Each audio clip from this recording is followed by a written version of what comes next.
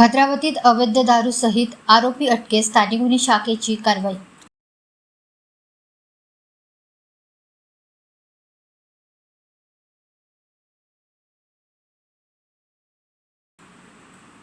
भद्रावती गावात शांतपणे धंदा सुरू असल्याचं आव्हानात अवैध दारूची वाहतूक करणाऱ्या प्रणय राऊतचा खेळ मानोरा फाटा येथे उघडकीस आला।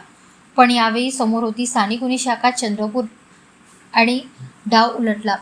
गोपनीय माहिती मिळताच एलसीबीने वेळ न दवडता सापळा रचला, हालचालींवर नजर ठेवली आणि योग्य क्षणी कारवाई करत प्रणय राऊत याला मोपेडवरून देशी दारू नेताना रंगेहात पकडले।